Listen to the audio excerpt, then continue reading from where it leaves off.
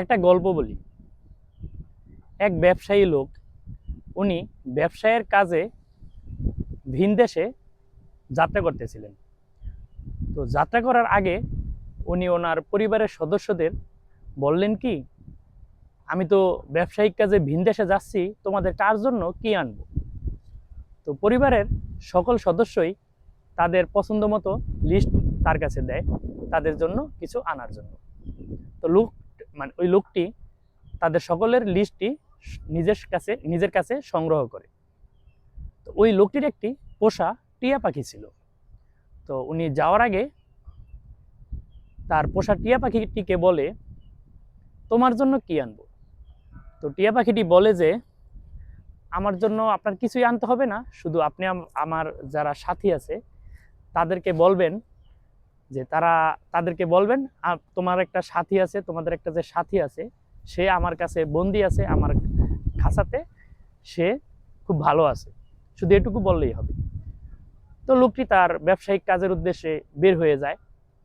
যাওয়ার পরে উনি ওনার সকল কাজ শেষ করার পরে তার পরিবারের সদস্যদের সকলের চাহিদা অনুযায়ী জিনিস নেয়।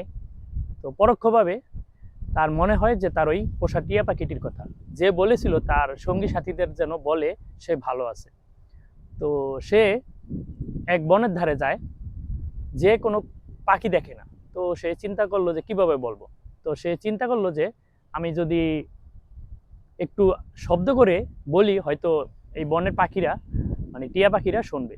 তো উনি শব্দ করে বলল যে, হে টিয়া পাখির দল, তোমাদের এক বন্ধু আছে আমার কাছে, যে আমার কাছে আমার খাঁচায় বন্দি আছে, সে তোমাদেরকে বলতে বলেছে যে সে ভালো আছে। এই কথাটি লোকটি যখন বলে, তখন গাছের উপর থেকে একটি একটি করে অসংখ্য পাখি মাটিতে লুটিয়ে পড়ে, মানে মারা গেছে এরকম পাখিগুলো আর কি। তো উনি হতভাগ্য হয়ে যায় যে আমার এই সামান্য কথায় কিভাবে পাখিগুলা মারা গেল।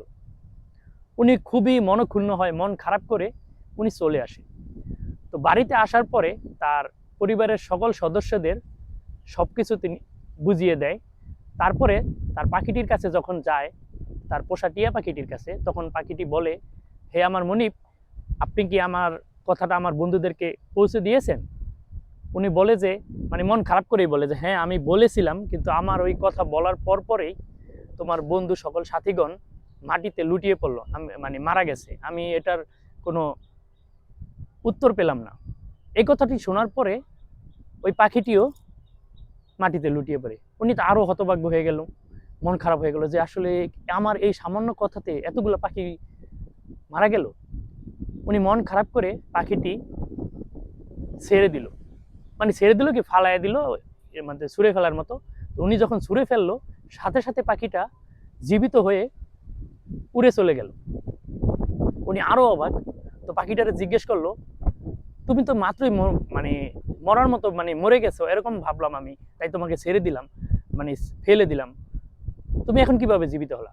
তখন পাখিটি বলে, হে আমার মনিব, আমি যদি মরার মতো ভানটা না করতাম তাহলে আপনি আমাকে ছাড়তেন না, কারণ আমি মরার আগে মরার ভান করেছি বলেই আপনার থেকে আমি মুক্ত হতে পেরেছি।